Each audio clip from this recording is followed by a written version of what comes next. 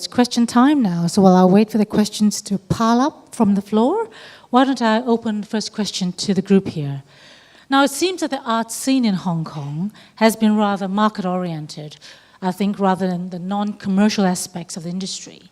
Say, for example, art creation or art education, for that matter. So are there these sort of areas are still relatively less developed here in Hong Kong. So how do you think Hong Kong could transform from an art marketplace, for example, to one that's fully fledged as an arts center?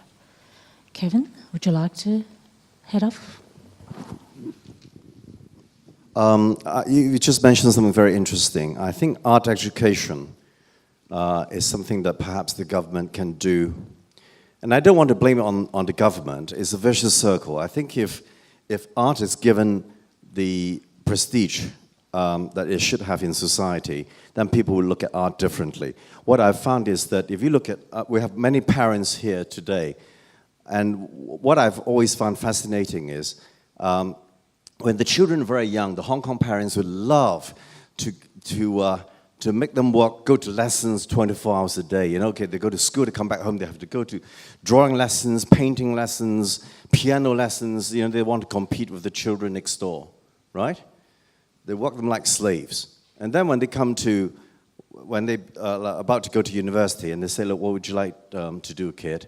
And if the child tells you, oh, mommy, I want to be an artist, you know. You get hit on the face. I spent so much money on you, you want to be an artist? And you wonder why you spend so much bloody time sending them to painting schools and piano lessons when you want to kill them when they tell you they want to be a musician or a painter. So I think that has to change. And then I think the government also needs to do more in terms of, you know, maybe what was this TSA business? I don't understand. You know, maybe art should be given equal importance at school than I don't know. I mean, it was a long time since I left perhaps it's left also school. a combination of government getting involved in making art as part of the curriculum. That makes it an important aspect. Those who are talented will get further promotion through that. What do you think, Kelvin? I actually co-founded and now run a non-profit foundation. It's called Art in Heritage Research. We are cultivating the awareness of heritage and art in Hong Kong. It's a lot about education. I think in the public level, when I have been organizing all these cultural education programs, it's really well received. But then Hong Kong is a very commercial city. One of the main obstacles I would see is about the venues. We don't really have enough venues.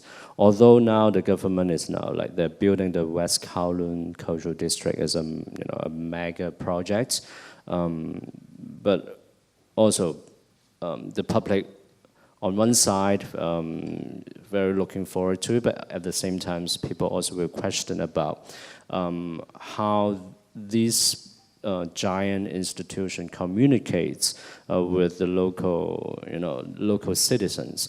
That's why. But then, on one hand, we also won't rely too much on the government. Just like we are in Hong Kong, we always work on our own. Then you have to do something, and then to engage the communities. But these few years, I see a lot more opportunities for promoting cultural education because the awareness is increasing. Because of the growth of the art market, people start to be more interested in art comparing before. It's now, I think, about how we tell the parents, actually, if you study art, you still have a lot of business opportunities in future because we will have a lot of new infrastructures, which means we need manpower. Yeah, it means that there are a lot more employment opportunities in the market. So I think it's about the development of the whole ecosystem. So the whole ecology, the Hong Kong's art ecology, I think, is still a bit young. In the last like 10, 15 years. So there are still a lot of things to improve. I think I would agree completely with both of you, really. I think that one thing that hopefully the government can do is to provide, for example, artist studios at favorable rent. And, even though they do a little bit in that, but I feel like they don't do enough. One of the probably most prominent Hong Kong contemporary young artists ended up moving to Taipei, Lee Kit, because he ended up wanting to be in a situation that was more conducive to and easier for him to do his work. So it's a combination. I think that should be more done by the government. I think M+ will be a game changer for the region in general, because in the West Kowloon district in general, it will be an amazing, I'm fairly optimistic about that, despite all the criticism and all that, but I think the team they have already in place is great. And that, as you say, Calvin, will be great new opportunities as well for people, employment, and really trying to develop a more organic and complete ecosystem, as you say. There are still parts of it that are missing. I mean, it's great to have the auction houses, it's great to have galleries and collectors, etc., but you do need everything a little bit in place to have a healthy art world, not just art market. Actually, talking about, I just want to share this story with you on the West Kowloon. About 5, 6 years ago, I was having tea with my father. I can't remember where. We could actually see West Kowloon across the harbor. And my father said to me, Hong, yeah, what? He said, look at that, that's West Kowloon, right? I said, yes. He said, by the time it's all done, I'll be dead, right? And he was in his 80s. And, I really wanted to say, yeah, you're probably right, but I couldn't. Thank God he's still alive. But, I think we need to do more than just to pay lip service. No, art is so important, art is so important. Two things, government has to do more. I think like art scholarship, for example. Secondly, also, for example, I know that in Singapore, developers, they are actually given certain plot ratio allowance or tax incentives for buying art and displaying them in the office lobbies or on the pavement outside the premises. Now, there are things like that we can think about doing. And what I've also found is that then that's at the government level, but at the collectors level, I'm not now talking about my business, I'm not talking about money making, I'm talking about awareness of art. In China, sometimes we might make fun of the Chinese collectors like, oh, these people are new rich, they don't really know, they just have money to spend, they don't appreciate art. That's actually not, I think you guys would agree, this is actually not true. They've come such a long way that I think they've overtaken us in many ways. For example, if you look at in China, some of our top clients, big buyers, you look at the number of private museums they've built in China. Okay, the quality varies, but there's some excellent private museums in China open to the public or for very little charge, the entrance fees next to nothing. And they buy the stuff and they share what they have with the public. But in Hong Kong, you don't have that. People buy and they hide them in the home. They don't even want the friends to know that they've got such nice things, But also maybe Hong Kong real estate is so expensive. But then again, if you want to encourage art awareness, I think the government can also perhaps make available certain premises. If you're going to do a reputable art museum, you get a rent reduction, for example, things like that. Ink Museum? Ink Museum, the famous Ink Museum that should happen one day, a museum of ink. Yeah, exactly, and what's that would be amazing for Hong Kong. What has happened to that now? We'll know more probably from Calvin one day as well, but I don't think it's happening at the moment because there is no... Because, okay, have West Kowloon is one thing, but we've all read in the newspapers how the cost has been cut back again, and I just feel that we are now settling with always sort of second class. The saying that you want to have the most, I know that substance is more important than form, but quite often to make a statement, form is also very important. We have the most beautiful harbour front in the world, and we don't have one concert hall, we don't have one museum. of any architectural importance. You know, and everything just gets diluted more and more. And thank God the Hong Kong Museum is now getting renovated, and I've looked at the plan; it looks much better. But I think so far it's reminded me more of a huge luxury public toilet. You know, those tiles. Anyway, sorry, I said too much. I think That's quite all right. I do have a question from the floor, or actually it's two questions from the Canadian Association. How and from where do auction houses and galleries source all their ancient artwork? Are many art prize pieces or antiques unavailable? Thinking of the Elgin marbles, for example. That's a very long answer, but I'll try and make it short. I think, as I think I kind of mentioned before, the flow of works of art for many years was Asia to source country in Asia to the West, we know that. And now a lot of the flow goes into the opposite direction. So, you know, I'm second generation, so I have a lot of relationship with collectors in Europe and America who, for whatever reason, decide to sell now. And here is one of the places where Hong Kong, in the region, one of the places which is most acquisitive. The question of, I think the second part of the question talks a little bit about cultural patrimony, in fact, which is a very complex issue, and I think that nobody has been able to resolve yet. But of course, there are some things that are so-called, they are not available, whether they're the Elgin marble or whatever, they're national treasures, and they should remain so. But I think that what has been interesting is that the Chinese attitude has been, you know, we go out and we buy back this treasure wherever they are. And we have to remember that there is a lot of treasures still in China, of course. I mean, it's not that everything is out. I mean, the Shanghai Museum is one of the best museums in the world. You know, I think there's no question about it. You're talking about repatriation of art, you know, like art treasures. Sometimes people think perhaps sometimes a bit too much about, oh my God, you know, all these art dealers, auction houses. My God, are you selling national treasures to outsiders? Of course, you know, we for example, Sotheby has a very, very strong compliance department. So we basically cannot handle any sort of newly excavated objects at all.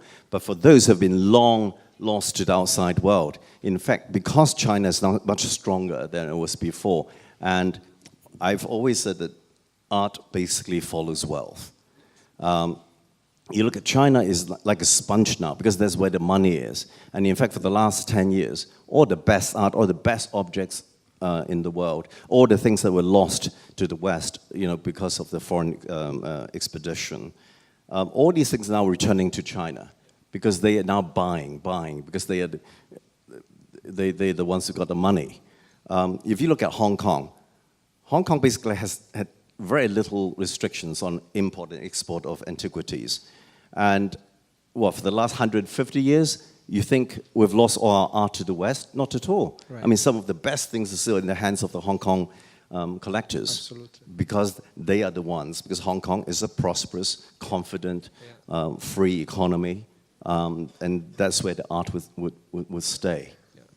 And I think it's now a perfect opportunity for the repatriation of national treasures lost to the West back into China. So how do you actually see the art auction market then, seeing that now the Chinese are obviously pulling back a bit on their spending, there's obviously a bit of pressure under that sort of market scenario. So how do you see that impact the art market? Kelvin? Well, auction has been very active in Asia. I found Asian buyers or Chinese buyers, they tend to collect art through auctions. Because I think they would have a sense of confidence, like Sotheby's or Christie's, you know, these big brands.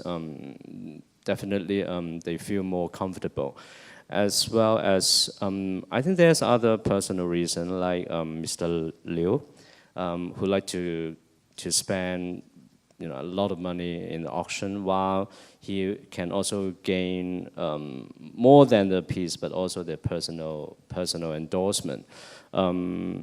But at the same time, I always see things in two sides. On one hand, more people will be interested in collecting art because the growth of, the popularity of auctions. But at the same time, I also hope this will also, the auction house can also do a lot more educational programs to groom the collectors who can have a better or more like appreciative power before they collect, because it's very interesting now. A lot of Chinese collectors, especially in the last few years, they really focus on the value of the pieces, and then they also have the kind of like mentality that they buy and then they want to see the appreciation of the value, which is very normal. But